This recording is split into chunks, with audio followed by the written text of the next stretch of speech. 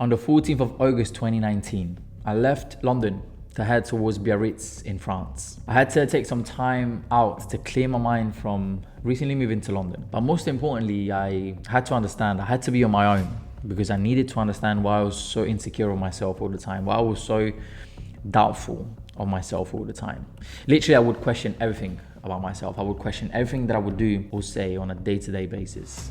And I was really harsh towards myself and not having it all together, although I was only 22 years old at the time. And so that day I chose to do something that would change the course of my life forever, which is walking 500 miles across France and northern Spain for 27 days straight on something called El Camino De Santiago, or better known as the Way of St. James. Little did I know that first step of the 500-mile long journey would reveal some hidden secrets about myself, some truth I wasn't aware of, something truly extraordinary. And that something changed who I am for good. Hello guys, and welcome back to the channel. For today, everyone, I wanna take you back to 2019 when life was different, when the world was different, and when I chose to do something that changed the core of who I am and my past, my trauma, my childhood trauma for good. And that's when I decided to leave London to accomplish one of the biggest dreams I had at the time, which was walking El Camino de Santiago, the Way of St. James. And that dream came because I had read a book at the time, which was The Way from Paulo Coelho. A brilliant book that inspired me to do this walk. I remember reading it and I remember deciding that one day, when I was brave enough, I was going to do the same thing. I was going to walk for 500 miles. I was going to walk for a month just with a backpack, a couple of shorts, a couple of t-shirts, and I was going to enjoy this amazing experience. And the day came in August 2019, like I mentioned, and I wasn't brave at all, and I wasn't ready at all. I just knew that I had to do something to create a breakthrough in my life. And that's because I was coming from a period of extreme insecurities. I had moved to London back then, and I was experiencing this novelty of this new lifestyle that I had just started. But at the same time, that novelty was fading. It was after my first probably 8 months in London, and for the first 6 months, I remember enjoying being in this new environment, being new stimuli, new triggers, and I felt great. But then all those insecurities and that trauma that I had about myself, which was just a lack of self-love, which was me struggling to find a reason to appreciate, to embrace who I was. And that's something that I had carried with me for a long time. It was catching up on me again. After the novelty of being in a new environment, finding a new job, a new partner at the time, and everything was great, but I had left those questions unanswered and they were catching up on me. And that's why I decided to leave, and I decided to jump on a plane and head towards the Pyrenees to start this journey. And that's how it began. I remember the first day I was in a small town called Saint-Jean-Pied-de-Port, which was gorgeous. I remember getting there and I was so excited because of all the people around me. All these pilgrims around me, everyone ready to start this amazing journey. I was genuinely excited like I'd never been before, but that excitement faded fast.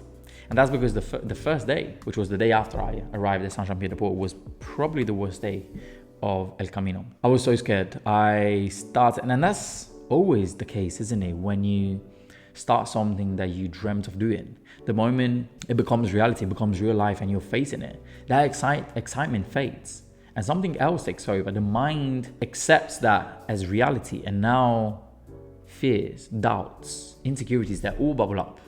And that's what happened with me. The first day was extremely scary. I was on the top of the mountains, top of this Pyrenees, and it was foggy. It was raining. The weather was awful. Although we were in August, it was almost dangerous to walk at that height. And that's when I understood that I was up to do something extremely, extremely hard. It wasn't enjoyable at all walking with a backpack on my shoulders, walking uphill for 8-9 kilometers, 10 kilometers with rain. I had this raincoat. I was so frightened. And I remember that the first thought I had when I got to the top of the first hill was, I'm just going to quit. I said, this isn't for me. I'm doing something extremely wrong. This is not what I thought it was going to be. And so I decided I was going to get to the destination, and that was it, the end of the journey. And so I kept on walking through the fog, through the rain, through the wind, and I got eventually to Roncisvalle. And I remember going down the hill after, and this guy was walking with me, and he said, we made it, we won the day, we made it. And that was just the first day of 1 month, of 30 days, almost 30 days of walking every day for 27 kilometers for like 18 miles per day. In my mind, I said, I agreed with him, but in my mind, I said, this isn't happening. I'm quitting. And I got to the place, which was a monastery, was a church owned by monks. And, we showered, everything. And then I went out for a walk to kind of like understand what was happening. And I realized, look, I won the first day. Maybe I could just hang in there for one more day. Maybe I could do it for one more day. After I got back to my room, in the hostel, I met this guy again. And he said, look, this is going to be the journey where you release your biggest pain, your biggest burden of your life. You will be able to release it throughout this journey. No one knows when it's going to happen, but it will happen. What you need to do, you need to pick up a couple of stones, a stone or a couple of stones that represent your pain. And you need to take them with you, because there's going to be a moment where you will have to do something with these stones. I didn't know what he was saying. I just chose to trust him. And I chose, for the sake of all the money that I spent, to try and hang in there for another week. I said, I'm going to do 1 more week. I'm going to try this. And that's when I understood that I wasn't going to quit. The day after, I started walking again, and I understood that was the moment. That was what I chose to do. And I had to accept the pain. I had to accept the challenges and the struggles that were coming my way. If I wanted to get someplace, if I wanted to get the answers I was so deeply looking for. And so I walked miles and miles and miles, just with a stick, my backpack, a hat. And I remember the first blisters coming up, the blisters that represent, that's what I used to say during the El Camino, is that El Camino is a miniature of your life. It represents your life happening in 30 days. Whatever can happen in the whole of your life is going to happen in 30 days. And the blisters represent the struggles, the pain, the challenges that we face in everyday life, right? It's not pleasant, obviously, to walk with blisters, and especially when you have boots, high boots, and it's like 35 degrees outside, and you have to walk for long. Is the last thing you want to do is to walk with pain on your knees, on your foot, on your back. You don't want pain, but blisters are part of it, and you have to accept the fact that blisters are always going to come, and you have to walk through the pain. You have to walk through the struggles, and that's the first lessons that I learned, and the first lesson that I was extremely proud of. It was understanding that pain, struggles, challenges are part of the journey. And if you want to get to the top of it, if you want to take over, you're going to have to go through them. And you're going to have to let yourself heal through the blisters. But if there are no blisters, if there is no struggle, if there's no challenge to overcome, then there's nothing to heal. That there's no new level to reach. And I found a certain balance. After the first couple of weeks, 10 days, 12 days, I found a balance, and I felt the need to be on my own. That's when I understood that I didn't want anybody to talk to. And that wasn't me being rude. It was me understanding that I was shifting from the fear of the first week to the need of being on my own, and to understand why I was doing that. The main reason why I chose to walk. And that's when I got to the mesetas. The mesetas is the perfect opportunity for you to be on your own. That's because it's kind of that, they call it the desert. And that's because it's just long roads of you with nothing else around, with no one else around. It's just you and the road ahead. There's a village every 10 miles, and there's nothing else around. It's just plain dry fields around you. So there's no better opportunity for you to be on your own, and to be with your thoughts, and to be with your emotions, and to understand yourself. And that's why I thought, okay, this is the moment. I get to understand myself. I get to understand my emotions, and I get to go at the core of it, at the essence of it, to understand how to change this pain, this struggles, this identity crisis that I'm facing. But that was the biggest mistake I could make. And that's because me looking for an answer was equal to messing it up.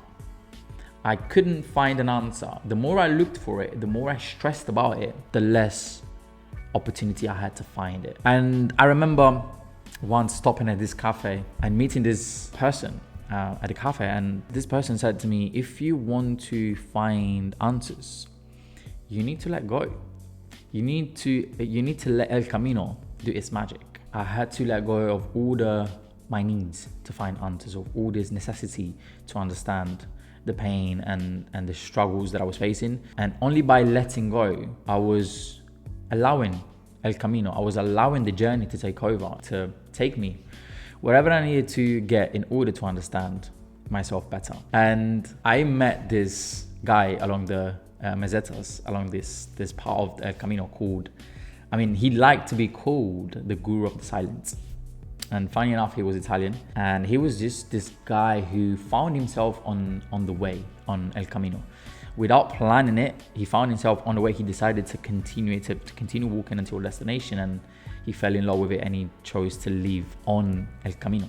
And so he said to me, my house is always open to everybody, and that's because that's a metaphor for life. You always have to leave the doors open for whoever is coming your way, and that's because they probably need something, and if they need something, they need to find the doors open. And that was his way to give back to El Camino, because he had found himself along the way. And that was the weirdest thing about walking on the way. It was that you found people who could just understand you just by looking at you. They could just understand what you were going through just by looking in your eyes.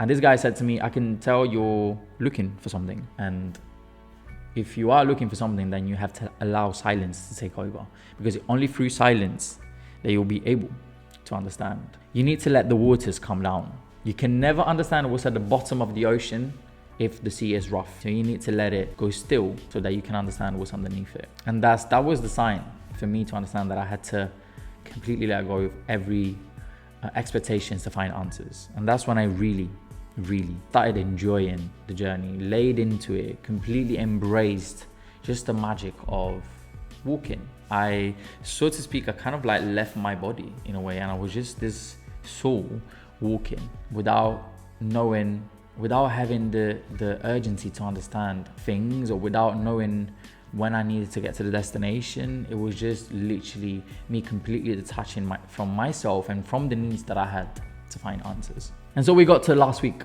It was 1 week before the end of it, and I thought I made it. I know I was almost there. We got into this kind of like last part of the walk, which is called Galicia, and it's gorgeous. It's just mountains and everything is green. It was just near the end of August, so it was just perfect temperature. It was just unreal to walk through those mountains, and the scenery around me, it was just beautiful. And I thought I made it, I'm almost there. It's 1 week before, nothing had happened. I didn't have no breakthrough, and I was happy with it. I was at peace. And I remember ending that day with blisters on my foot, which was unusual because after you've walked such a long time, you're not supposed to get blisters anymore. And I was a bit shocked to, again, having to deal with blisters after 20 days. And I was like, oh, this is annoying, because now I'm having to deal with it again. And just last week, I wanted to enjoy it, but then I had to sit with it. And I remember that I was healing my blisters. It wasn't pleasant to do that at all. And this lady sat on my side and, just started a conversation, and she said, how are you? How are you doing? And I said, well, I told her like my frustration. I was like, this is unusual. Why am I getting blisters 1 week before?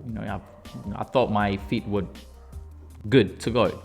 And she said, look, blisters come when you need to have blisters, and they come to prepare you for the toughest moments ahead. And it means that the soft skin needs to go, and it needs to be replaced by hard skin. It really hit me. It did hit me, and I didn't understand why, but everything happened for a reason on that journey. Everything really happened for a specific reason.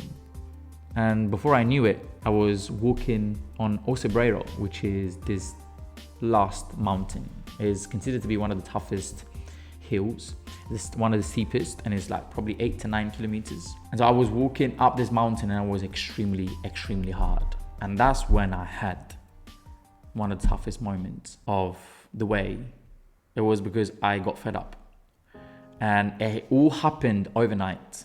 And I got fed up of me pretending that everything was fine, because I knew that it wasn't. And I knew that I had something within. I had this pain that I was dealing with, and it was just really bothering me. And so I started crying. All the way up that hill, I cried all my pain out. And I swore myself that if I had to cry one last time, I was going to leave all that pain on that mountain. I was going to pour it out of my soul and leave it all on that mountain. And so I cried every step that I took. And I said to myself that from that day onward, I didn't want to hate myself anymore. I didn't want to feel this rejection of who I was anymore. I didn't want to doubt myself anymore. I didn't want to question my skills, my capacity, my worth of being loved anymore. I just couldn't take it anymore. And so I cried it out. I got to the top of the mountain and something changed. I felt this energy within me moving, and I felt relief, and I felt a strange sense of peace. But I knew that wasn't everything. And so I got to my hostel, and that night I was sleeping with probably plus 30 people in the same room. We joined the mass at night, and everything just within me was just very still. And the day after, surely enough, we kept on walking down. It was 3 to 4 days before the arrival at Santiago, and we got to this new destination called La Cruz de Hierro, which is this big iron cross that stands on a hill. Everything's so peaceful around. And that's when someone told me, have you got stones that you are carrying with you? And I was like, oh hell yeah, I do. I remember picking up the stones on the second day. I do have the stones. And so that's when everything just started coming together. I grabbed those stones that I had in the back of my little back pocket to my backpack, and I took my shoes off, and I decided that was going to be the moment where I dropped that pain. The pain that I cried out the day before, I was going to leave it at the feet of that cross. And so I took my shoes off, took my boots off, and I wrote on a piece of paper all the names of the people I loved the most at the time, and all the people that changed me and that loved me back. At the center of this paper, I wrote "in the name of love," and I folded it and I left it under my 2 stones that represented the 2 biggest challenges that I had faced up until that point in my life. And I left that note under the stones. And I walked back and I sat just staring at that cross, and the same emotion, the same energy that I had felt the day before, the same anger, the same hatred that I was pouring out on that mountain came back. But it had a different energy to it. It wasn't pain anymore. It wasn't anger anymore. It wasn't anything toxic anymore. That energy has shifted. And I was just staring at this cross, and I was finally able to change the meaning behind all the pain that I had faced up until that point, all the struggles, all the doubts, all the insecurities, all these demons that I was battling with throughout my years. And so I was able to change the meaning, and I understood that everything that I was doing, it was just dictated by the need of being loved. That's when my life shifted, and that's because I was able to change the meaning behind everything that I went through. And I just felt ecstatic. I just felt so joyful. I felt at peace, and it was finally there. That moment that I was long looking for, that breakthrough, those answers, they were there. But they weren't there under the form of answers. They were just there under the form of energy, under the form of understanding. And that's the most important moment of that journey. I understood in that moment that I had arrived. I didn't physically get to the destination, to Santiago de Compostela, but I had arrived. And I was able to do that because I had, number one, chosen to face my emotions. I had allowed time and space for my emotions to come up. I had allowed silence to take over, and I got rid of expectations. And most importantly, I put love forth. I understood that I was doing everything in the name of love. And the biggest takeaway, the biggest lesson from that journey was that behind every human behavior, behind every struggle, behind every challenge, there's always a strong need to be loved. When we understand that really and truly what we need is love for ourselves and for others, then we can surely change the meaning behind everything that we do on a day-to-day basis. And that's what changed me, and I hope it will change you too, and it will change the meaning to whatever it is that you're facing. Knowing that you can find self-love, you can find self-confidence, you can find yourself when you embrace yourself more, better, deeper, in a deeper way. And before I leave you, I want to give you this quote that I read on a stone during my journey. And the quote goes, "Before the enlightenment, walk. After the enlightenment, walk." And what that means is that the enlightenment comes, the understanding comes when you walk. And walking is a metaphor for being with yourself. for continuing to try to understand yourself every day. And that's the only way we get to change and to grow and to be better, when we understand ourselves better and we can change the direction of where we're going. And so I hope this inspired you. This is my little story, and this is how I was able to change the meaning and to find more love for who I am. If you did enjoy it, please give it a thumbs up, subscribe to the channel if you'd like, and I will see you guys in the next video.